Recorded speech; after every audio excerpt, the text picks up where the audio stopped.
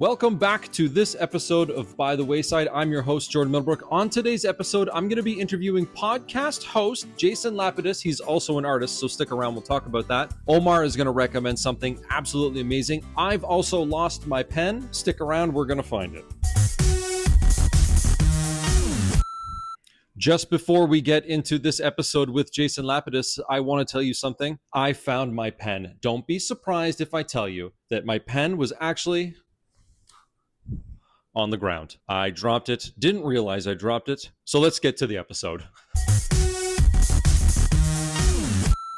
Welcome back to this episode of By the Wayside. Of course, I always tease the guest at the very beginning, and then we kind of go deep, blop, bloop, blop, blop. We walk ourselves all the way through a really fun episode of By the Wayside. And on today's episode, I'm speaking with, he's an artist. We all know him as an artist, but we're not talking about his artistry today. Or is there something else you're known by?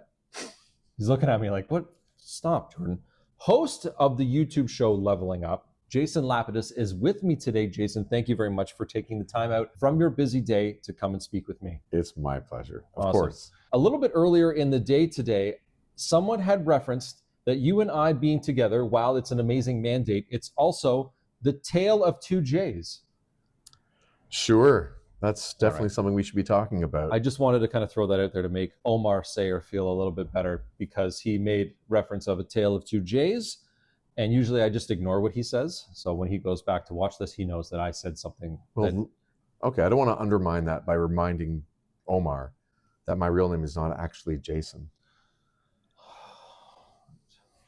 What is your real name now? No, I don't know what's your real name. I'll never tell. Oh, okay. Okay. No, it's Jason. I'm just joking. There's too many surprises that happens on By the Wayside, and it throws me off. Starting in the beginning of summer 2025, you started a little YouTube show called Leveling Up. True. What is Leveling Up? Leveling Up is an opportunity for me to take a look at comics within my collection and art books within my collection and see what I can pull from them to help me on my journey of continuing leveling up my craft of making comics. When you say craft of making comics, do you include art and writing, or is there more to that? Definitely I include writing, because to me part of writing comics is the art side.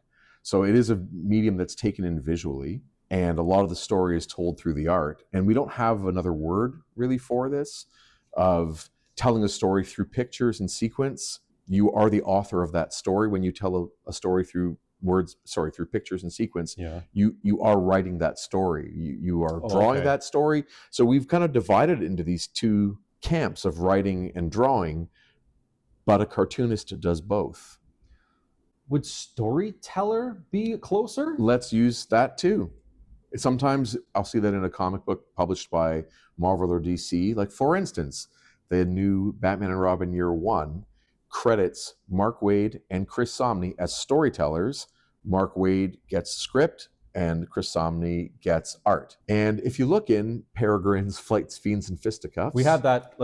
You are a part of the storytelling team of Peregrine, so we do have that. Yes. This is your book right here, Chris Sanigan as well. Yes, of course. My longtime collaborator, Chris Sanigan, and I published this, I want to say in June or July this year. And with each story, the first one, it says brought to you by, and it's just both people. But let's just go to the last one. And of course, if you need to cut this for some... We'll work some TV magic, and we'll make sure that everybody sees it, not just you and I. So on the created by Chris Sanigan's story and script, and Jason Lapidus story and art.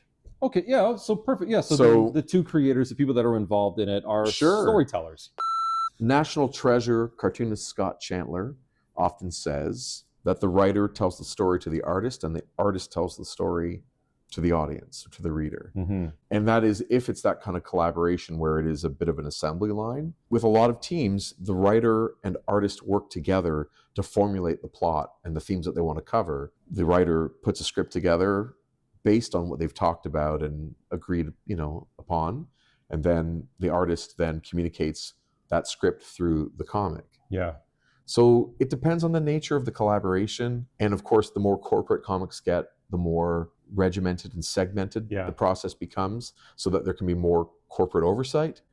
And my interest starts to diminish more and more when I get a sense that there isn't a collaboration between the creative team. They are kind of isolated. I can't think of anything off the top of my head whether or not that's the case for me in this instance, but I wonder if a person that is delving deeper into comics and leveling up their own work while also kind of teaching other people about what is out there and helping them to understand the leveling up. I wonder if someone who is self-aware like that can pinpoint when there is no connection between the artist, the writer, in terms of Sure. titles. Sure. I'm not necessarily saying, give me an example, or can you say, but I'm wondering if there is a point when someone goes like, there's definitely something here that just doesn't jive. There's no way to be certain unless you have firsthand testimony. Yeah. Right? Unless you have those kind of hardcore facts or concrete facts in front of you. But there are lots of times where I'll read something and I perceive that there isn't a synergy or an alignment between writers and artists. I was reading a famous issue of Uncanny X-Men. I think it's 248. It's the first one that Jim Lee drew in Uncanny X-Men. The issue is absurdist. Like there's like absurdist comedy in it. Oh, okay. The team is fighting a villain known as Nanny, which is like a little egg character. Yep. And she has an armored orphan. Yeah, it's called Orphan. Orphan Maker is the name of the armored Orphan up Maker. child inside this mech suit. And the two of them absurdly go and battle the X-Men. And the issue is ridiculous in terms of story. The art is Jim Lee. Yeah. There's nothing funny about it in any way, shape, or form. Yeah. The issue should be read as like a romp. But the main information we're taking in is his drawing style, which is not funny. It's like larger than life, bombastic, dynamic, classic comic book stuff. And there's no synergy in terms of that. So I would argue, even just for fun, that it's just the wrong artist for that story. Fair enough. Although he can draw the heck out of everything. It just isn't funny at all. Sometimes there is definitely no correlation. So or the synergy between story and art. Yeah, maybe that's not what you're asking, but that's what came to my mind nonetheless. I forgot what I asked. Well, you're asking if like they're not on the same page.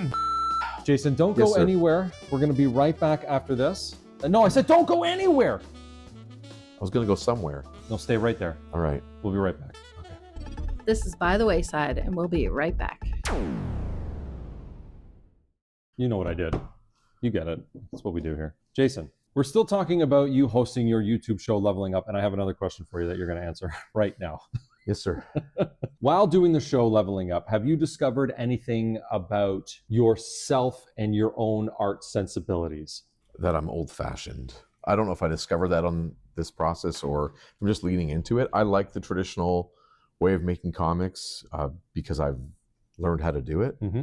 It's really enjoyable, and I find that when it works really well, seeing the result of that on paper, I'm more satisfied from that result in printed comics than I am seeing the digital version. So I'm a little 20th century. Yeah, of course. But in terms of my art sensibilities, yeah, I do. I have a 1 foot in pop sensibility and 1 foot maybe in the more artistic, expressive, experimental. And I like when I see a bit of both in comics.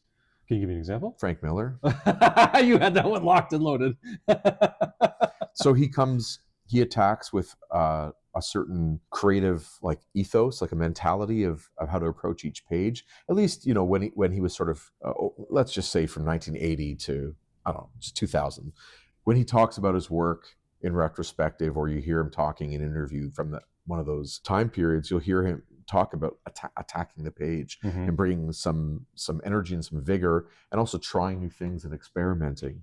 And I find that really fascinating. But at the same time, when he draws a really cool Batman, it looks great. Yeah. So I like the pop culture of it. And I also like that he's trying to do things in a way that's different than he did 6 months ago or he did a year ago. The idea, I mean, I've just listened to a few interviews with him over the last week. So he's been on my mind a lot, which is why that answer came out real quick. But I often go back to thinking about the Beatles' first record. Okay. In 1962. They had a 12-hour recording session booked for 14 songs. And that's all they had. And so they pumped out a 14-song album, Please Please Me, 1962, in that 12-hour session. And they knew that they're not going to experiment. They're kids. They have to get these songs done for them to kind of get this record to be released, to have the record label on their side, and to to pump the record, push it, and they just got those songs done, and they had 2 tracks to work on, no more than that. Yeah. So it's within those boundaries of time and technology where they innovated. And I find that really interesting too, that like, okay, here are the boundaries. Let's see what we can play with, which also ties back to Peregrine's Fights, Fiends, and Fisticuffs, available now. Yeah. We imposed those boundaries Yeah. on ourselves when making this. So the idea was You and Chris Sanigan. me and Chris Sanigan, and I thought, why don't I loosen up by telling story? If my job is to tell story, my warm-up should be telling story. Okay. So I thought, let's see, 3 panels a day in under an hour. So in a month, I could get a comic book done. But I have to limit it to 1 hour a day, 3 panels. That's it. Yes. So how do I keep myself honest? I don't just submit them to my publisher. I just release them. Like we put it online. Yeah. So every day for a month, Chris and I put out 3 panels of an ongoing story. We did this 4 times. So that's where this book comes from. It's the genesis of having these technological boundaries and time boundaries of get this thing done in a short period of time and get it out. And it really helped me manage perfectionism because you have to get it done regardless of whether it's perfect or not, and it never is perfect. So yeah, this was like an exercise in managing external circumstances like time and technology, and internal things like perfectionism. And in the end, we came up with 4 really fun, lighthearted stories that I'm very proud of, but it also has that meta narrative of the artist or creator struggle of getting things done within these limitations. Jason, your Jordan. YouTube show. Do you Sure. want to call it? I don't know. No, your YouTube show. I'm too old to be the one naming what these things are. Okay. I just go with the flow. Some people do call them podcasts, even when they're YouTube shows. They'll even call it a pod. Like, hey, what's on your pod this week? What's on your pod? And I just go with it. Okay, Whatever. Fair enough. I'm flexible. The show that you do, that you talk over and host, Sure. Leveling Up. Yes. Do you have plans for that in the future, or in this case, leveling it up? I'm flexible.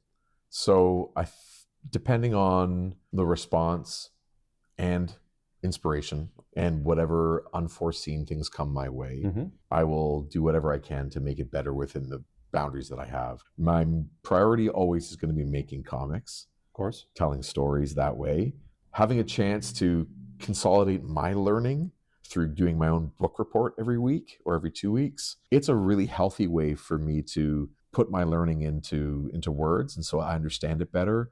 And sharing it with a completely intangible, imaginary audience is just a way for me to like make a pledge to somebody. So I'll keep going. Yeah, of course. And every time that I do an episode, I put an episode together, I learn something by making it in terms of video production and editing and all that fun stuff.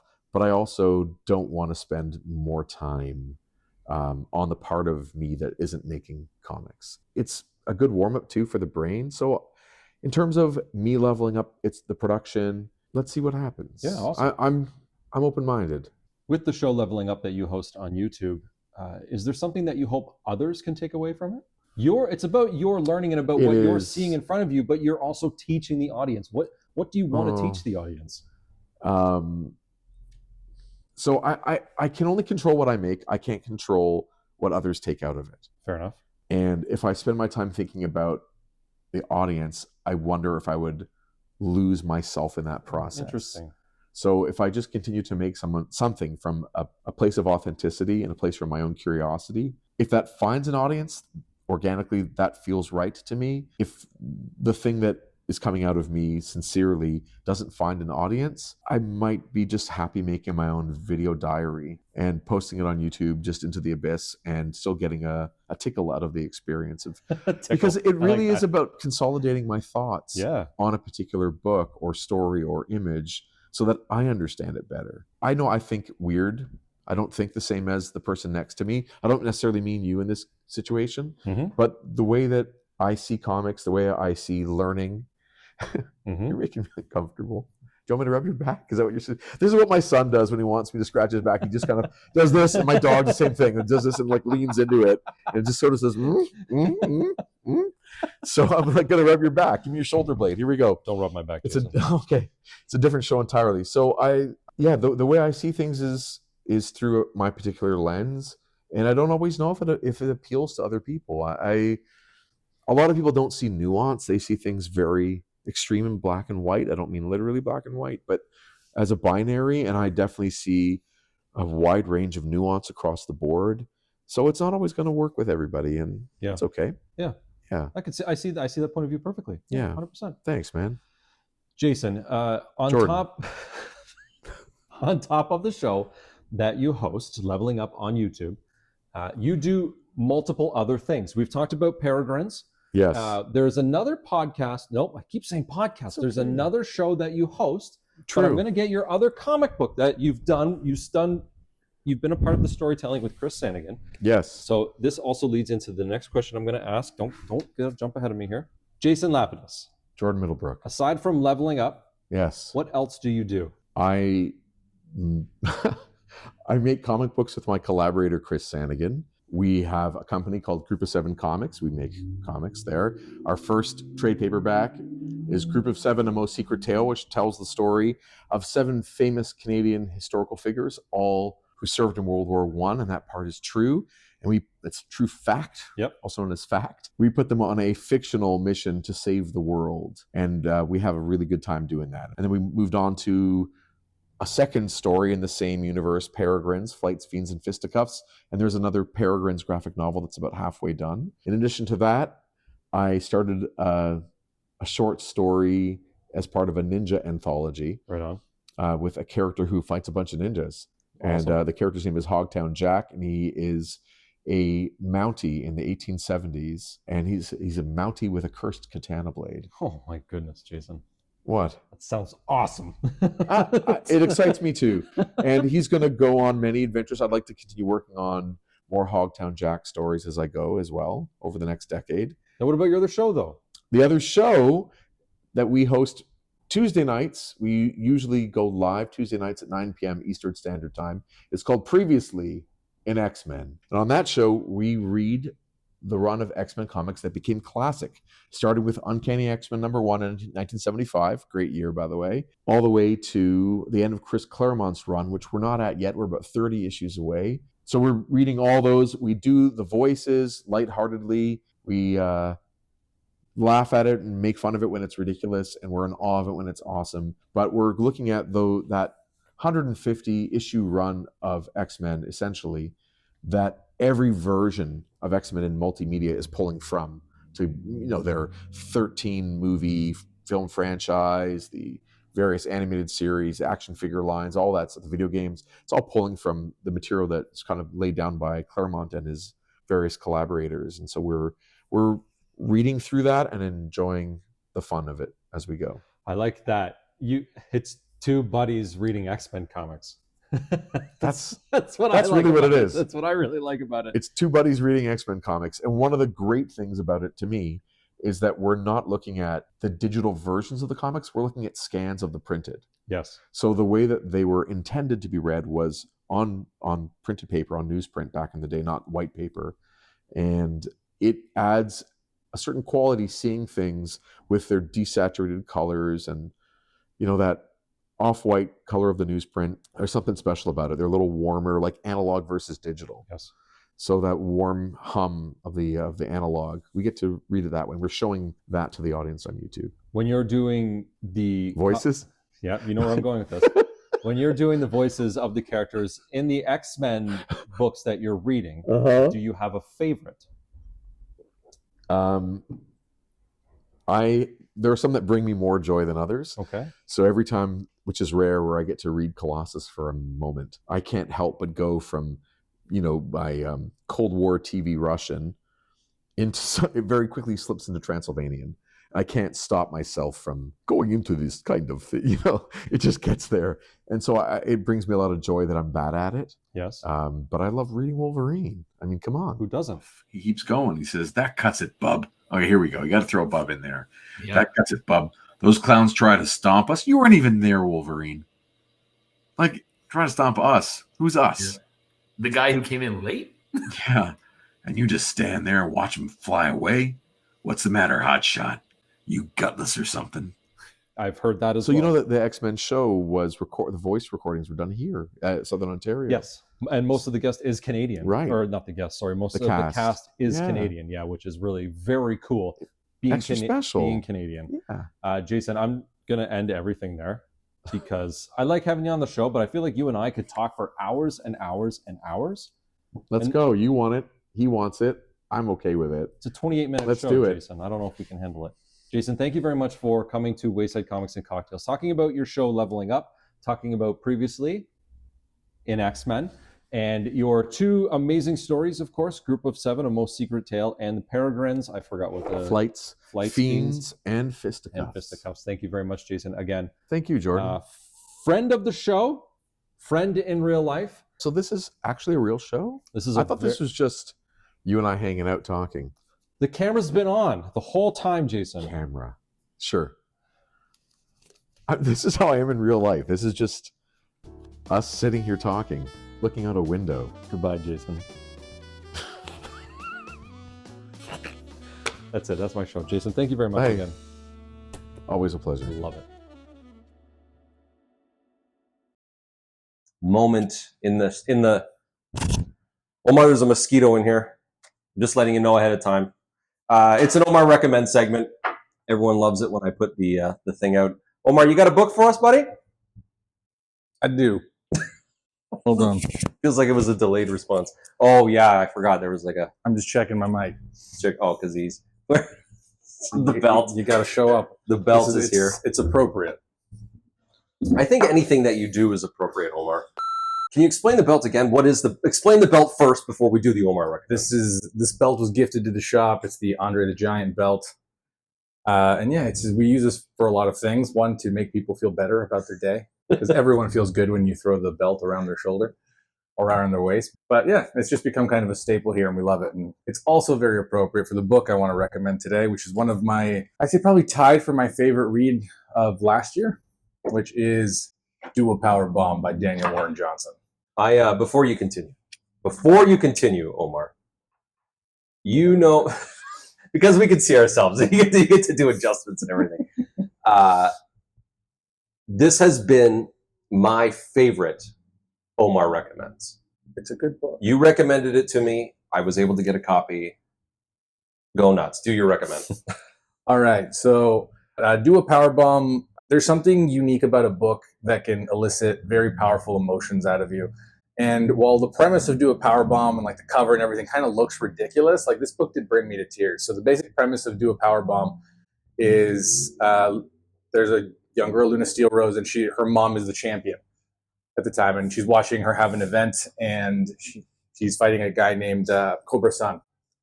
And because of a hiccup when they're doing the wrestling match, she falls on her neck, snaps her neck, and she passes away.